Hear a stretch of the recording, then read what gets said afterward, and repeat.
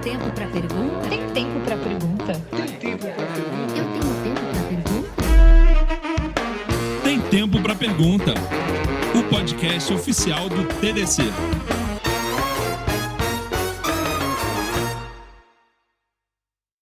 E Kizzy, a gente tem no nosso projeto aqui a intenção de criar algumas tradições. E uma delas, como o logo do nosso podcast aqui, Tem Tempo para Pergunta, é uma interrogação, a gente criou a pergunta vermelha, que é maravilhoso quando o pessoal começa a se empolgar com a buzina e a gente está gravando um podcast. Mas a gente fala mais pertinho do microfone, vai dar certo. A pergunta vermelha é uma pergunta que a gente quer abordar um assunto mais polêmico e como eu vi ele lá no canal de vocês abordado, eu quero tentar expandir, que é sobre viés algorítmico, né? A gente tem vários estudos e eu até acho que isso é pouco abordado, mesmo aqui no TDC, nas áreas de dados, de forma mais estrito senso, nas palestras e tal, como os nossos algoritmos já são enviesados porque tem baixa representatividade dentro dos times de desenvolvimento, dentro dos times de teste, dentro dos analistas de dados, de negócio. Tem pouca representatividade e isso enviesa o algoritmo de forma explícita. Só que a gente tem um novo ator revolucionário, disruptivo aí, que é a IA generativa, que vai vir pegar esse caldo e te fornecer respostas na ponta lá para o leigo daí, já não estou mais nem falando de topo. Como que você enxerga nesse cenário que você, pelo que eu entendo, você já trabalhava essa crítica, só que agora você tem uma pressão nova da IA generativa nesse processo? Sim, é uma pergunta polêmica mesmo, uma pergunta vermelha, porque, enfim, até acompanhando os debates, né, os grandes cientistas e pesquisadores aí, enfim, tem um debate que se instalou nesse sentido. Acho que uma das questões que são até um pouco complicadas é que durante muito tempo, até nas big techs aí que estão lançando esses produtos agora, a gente tinha lá os times de ética e inteligência artificial, só que é como se eles fossem um nicho. Então, as pessoas que trabalham com ética e inteligência artificial, elas estão desconectadas e dissociadas ali do desenvolvimento do produto. E aí isso até, enfim, gerou várias questões dentro de empresas. A Google, por exemplo, foi uma empresa que teve complicações ali, gerou demissões e discussões, porque esse grupo estava fazendo o seu trabalho e, então, apontando um pouco antes assim, desse hype agora do ChatGPT e Bard, etc., eles já têm um paper que é muito conhecido, que é dos papagaios estocásticos, né, a tradução livre, que são os Stochastic Parrots, e ali elas vão falar sobre esses impactos que esses modelos de linguagem, né, Large Language Models, iriam ter. A gente ainda não tinha esses produtos, mas eles já estavam desenvolvendo. No campo teórico ainda, mas já estavam preocupados. Estavam preocupados e estavam justamente falando sobre a reprodução dos vieses que esses Large Language Models iriam acarretar. Então, é exatamente essa questão aqui que a gente está falando. E aí, quando a gente fala de viés, é complexo porque é isso. A gente, como pessoa, a gente já tem, né, vários vieses. O nosso ponto de vista do mundo, ele é um viés. E, mas quando a gente fala do viés algoritmo, a gente está falando de a definição aí que a gente aceita, vamos dizer assim, é de uma discriminação sistemática com um certo grupo específico de indivíduos. Certo. Então, é por isso que isso é crítico, né? Não é só a existência do viés em si, porque viés no mundo existe, mas quando você tem uma discriminação sistemática em escala, né? Você pega um sistema, né? Um ChatGPT, por exemplo, e aí ele é utilizado para causar prejuízo a um grupo específico, isso se torna um problema nosso, né, da sociedade. Sim. A gente vai fazer o quê com isso? E eu não vi ainda grandes respostas incríveis para essa pergunta, né? A gente tem muito mais questionamentos e continua, enfim, observando as dificuldades de lidar com isso.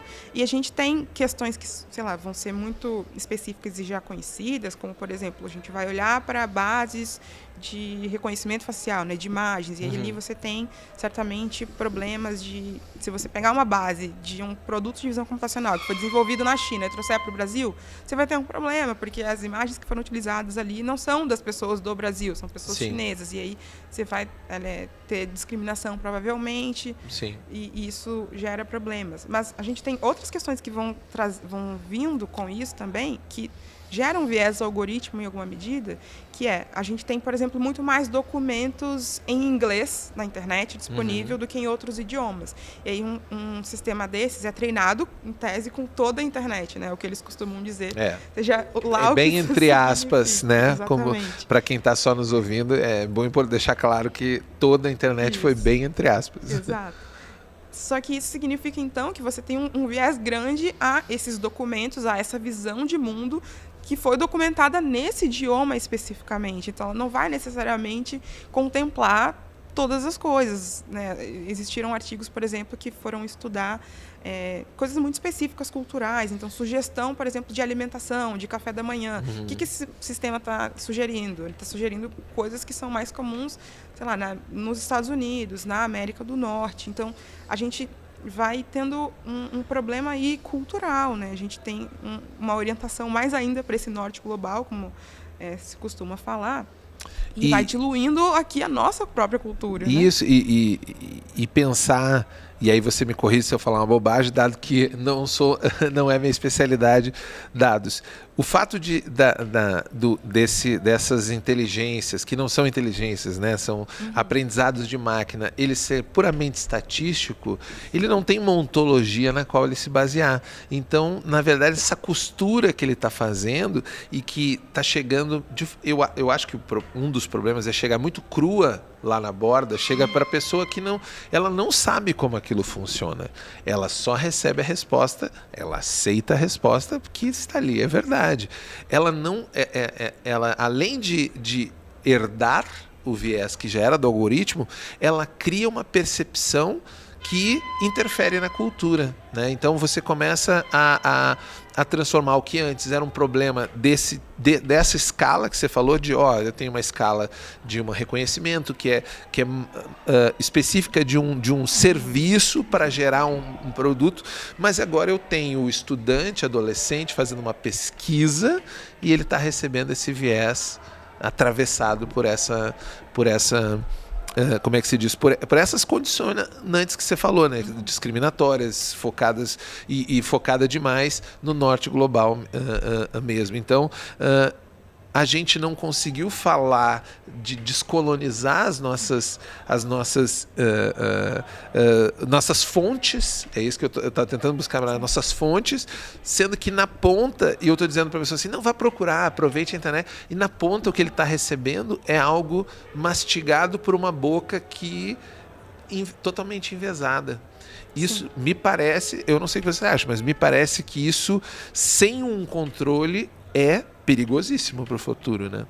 Sim, é bem perigoso e, embora controle seja uma palavra polêmica, eu acho que muita gente que está ouvindo, né, vai pensar sobre isso, mas certamente, antes de falar de controle, a gente pode falar de responsabilidade. Acho que isso é importante. Então, quando a gente, por exemplo, tem uma empresa colocando um produto, né, para ser utilizado, ela assumiu um risco e ela tem uma responsabilidade. Não importa se ela está usando IA, se ela está usando qualquer outra coisa. Existe uma responsabilidade e se ela, enfim, né, prejudicar uma determinada pessoa ou grupo, ela deve ser imputada em relação a isso. Então, ela não pode colocar a culpa no algoritmo, que ao escolher você tinha condições de prever essa possibilidade, porque, como você falou, tem papers, tem todo um arcabouço de conhecimento já construído, e se você negligenciar, você é responsável por essa negligência que você fez.